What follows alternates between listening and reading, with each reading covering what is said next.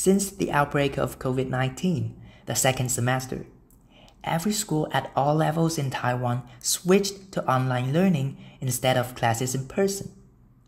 Although it had been more accessible to join the classes, it also caused other problems.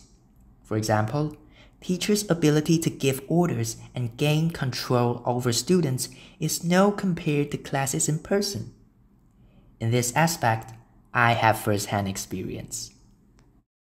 Now, I will need each of you to do a short introduction of yourselves. Any volunteers? Sean, please open camera. Before the interview section of the entrance exam, our teacher asked us to perform a brief introduction about ourselves on Google Meet, and I didn't prepare at all. Therefore, I came up with a brilliant idea.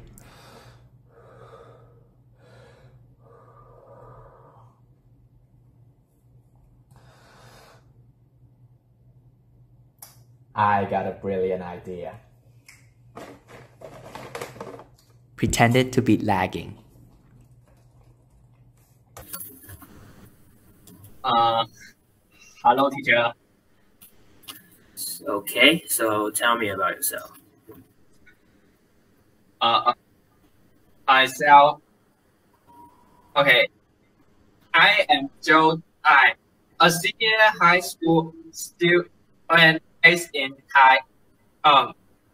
Since my mother is in a university, she always likes learning and thinking independent.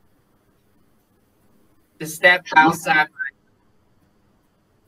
Sean? Can you hear me? Sean? After some attempts, the teacher really cut me some slack, making me the only person skipping the practice. I guess I'll let you pass on that one. At that time, I thought online classes were the best gift from God. Nevertheless, when the novelty of online courses faded away, I started to feel monotonous.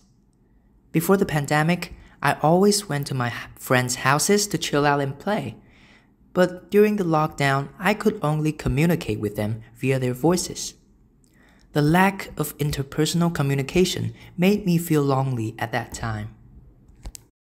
At first, I thought taking a class online was a novel way, but I gradually discovered that this teaching method requires nothing short of self-discipline. Also, as time went on, it would change the relationship between friends. As you may see, teachers' ability to give commands has decreased exponentially during online communication. If students take a nap,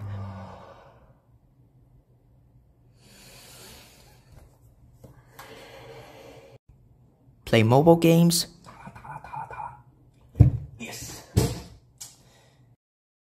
or even worse, go for a ride,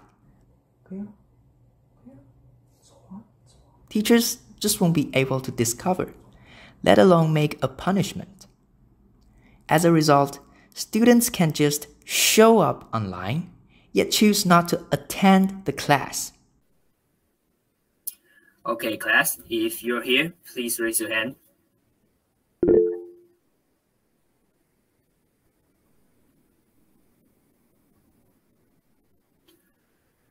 Doi, please turn off your mic. And their grades may drop as an outcome. That leads to the main question. How can teachers achieve daily progress while maintaining discipline, yet still leaving a critical amount of freedom for students? We can also probe this question further. How can we incentivize students to not only behave well during class, but also gain hands-on experience from what they've learned along the way? For starters, the culprit comes from students' indifference to the topics chosen during the class. As a reminder, ask yourself, how many times when a teacher asks a question and no one raises their hand to give an answer? Second, without interaction and competition between colleagues, students will soon lose momentum in learning. This is especially worth pointing out since it's a huge challenge to rebuild faded passion for learning after the pandemic. Being students for about 15 years long, from our perspective, maybe there's a way to strike a balance. As a solution, teachers can get the program of the popular topics or buzzwords among students, connecting them with the subject of the class. Choosing words like Instagram, LeBron James, or Keanu Reeves shall do the trick. By doing so, students may at least care and thus be willing to participate in class discussions, fostering communication between the two. If that's the case, chances are good that students won't merely show up in the class, yet thoroughly attend the class.